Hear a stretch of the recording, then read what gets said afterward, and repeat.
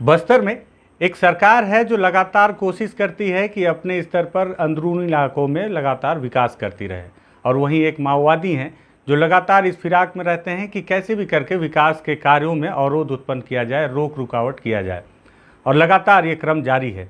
इसी दरमियान कई मुठभेड़ें होती हैं तो नक्सलियों के द्वारा कई घटनाएं भी होती हैं। नमस्कार, मैं विकास तिवारी हूं और आप बस्तर टॉकीज देख रहे हैं। दरअसल इतनी भूमिका बांधने की आवश्यकता इसलिए है कि नक्सलियों का एक टीसीओसी चल रहा है, और टीसीओसी के दौरान इस बात पर विशेष निगाह रखी जाती है कि नक्सलियों के द्वारा किसी बड़ी घटना को अंजाम ना दिया जाए। वहीं माओवादी भी इस टीसीओसी में अपने आप को साबित करने की भरपूर कोशिश करते हैं और कहीं ना कहीं सफल भी हो जाते हैं।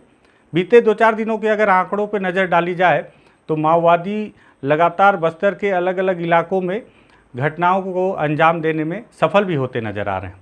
कल जिस तरह से हमने आपको बताया था कि बस्तर में किस तरह से अलग अलग इलाकों में माओवादियों ने 3 बड़ी घटनाओं को अंजाम दिया, जिसमें कहीं सीधे कैंप पे हमला बोल दिया तो एक नगर सैनिक की हत्या की।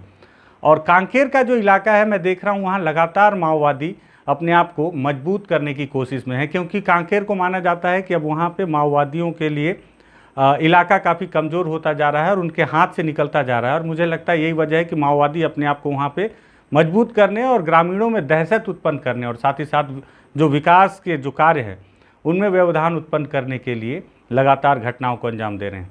आपको याद होगा मेरे पुराने वीडियो में किस तरह से माओवादियों ने सड़क निर्माण के दौरान 2 हाईवा और कुछ मशीनों को आग के हवाले कर दिया था। हालांकि उस वक्त एक तस्वीर और आई थी कि जो कांकेर के एसपी हैं सलभ सिन्हा, उन्होंने अगले दिन ही मौके पर पहुंचे और जिस इलाके पे जिस जगह पर गाड़ियों को आग के हवाले किया गया था वहीं पर मोटरसाइकिल से पहुंचकर दिलेरी दिखाते हुए ग्रामीणों के साथ बातचीत की थी और ग्रामीणों को विश्वास दिलाया था कि विकास तो होकर रहेगा। अब आज की घटना पे बात कर लें तो आज एक बार फिर से माओवादियों ने लगभग 7 मशीन और वाहनों को आग के हवाले कर दिया है, और इलाका वही कांकेर का है। क्योंकि इसीलिए मैं बार बार बात कर रहा हूँ कि कांकेर में जिस तरह से माओवादियों का जनाधार कम होता नजर आ रहा है, तो माओवादी अपने आप को और मजबूत करने के लिए लगातार टारगेट पे रखे हुए हैं। वैसे टीसीओसी के दौरान देखा जाता है कि अधिकतर माओवादी जो है दंतेवाड़ा, बीजापुर, नारायणपुर और सुकमा के इलाके में बड़ी घटनाओं को अंजाम देते हैं। इसके पहले के अगर आप रिकॉर्ड भी खंगालेंगे तो आप देखेंगे कि ताड़मेटला या जीरम जैसी घटनाएं हो जाएं, या टाहकवाड़ा या मिनपा या बुरकापाल जैसी घटनाएं हो जाएं, तो उसी इलाके में माओवादियों ने बड़ी घटनाओं को अंजाम दिया है। लेकिन इस बार टीसीओसी में लगातार देखा जा रहा है कि कांकेर के इलाके में वे अपना फोकस जमाए हुए हैं। तो कांकेर जिले के आमाबेड़ा थाना क्षेत्र के अंतर्गत आज एक बार फिर से उन्होंने 7 गाड़ियों को, जिसमें मशीनें भी शामिल हैं, आग के हवाले किया है। इलाका कांकेर के आमाबेड़ा से लगभग 25 किलोमीटर की दूरी पर मातला करके गाँव है, जहाँ पर सड़क निर्माण का कार्य शुरू होना था। और एक कोई ठेकेदार हैं, जो सलभ सिन्हा एसपी से मेरी कुछ बातचीत हुई तो उन्होंने बताया कि कोई सोनी ठेकेदार हैं, उनके द्वारा इस सड़क निर्माण का कार्य करवाया जा रहा है। और फिलहाल काम बंद था, लेकिन उनकी वाहनें और मशीनें मौके पर ही थी।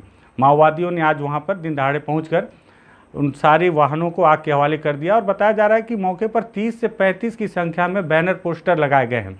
और ये जो बैनर पोस्टर है किस्कोड़ा एरिया कमेटी के द्वारा लगाए गए हैं, जिन्होंने सारी इस घटना की जिम्मेदारी ली है।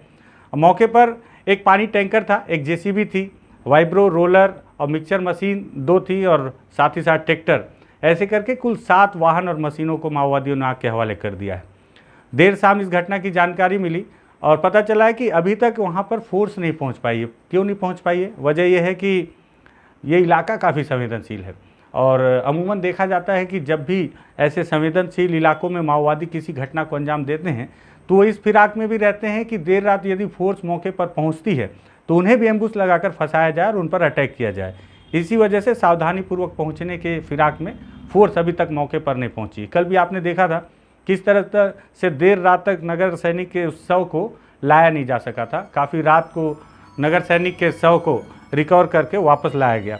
तो ये घटना है माओवादी टीसीओसी के दौरान, जैसे कि मैंने पहले ही कहा था कि बड़ी घटनाओं को अंजाम देते हैं, और अब एक बार फिर से माओवादियों ने अपनी उपस्थिति अलग अलग इलाकों में बतानी शुरू कर दी है। ये आज की घटना थी, मुझे लगा कि आज की घटना के तौर पर इसे आपको अपडेट के तौर पर देना चाहिए। तो ये जानकारी है कि माओवादी किस तरह से अंदरूनी इलाकों में वाहनों को आग के हवाले कर रहे हैं और सरकार के द्वारा किए जा रहे विकास में अपनी भूमिका स्पष्ट करते हुए उसे अवरोध कर रहे हैं उस विकास के कार्य को। अगर आपको लगे कि बस्तर की छोटी बड़ी हर जानकारी आप तक पहुंचनी चाहिए, आपके परिचितों तक पहुंचनी चाहिए, तो आप बस्तर टॉकीज़ को सब्सक्राइब कर सकते हैं। और छोटी बड़ी जानकारी अगर तत्काल चाहिए तो आप बस्तर टॉकीज़ के फेसबुक पेज पर भी आ सकते हैं, उसे फॉलो कर सकते हैं। धन्यवाद।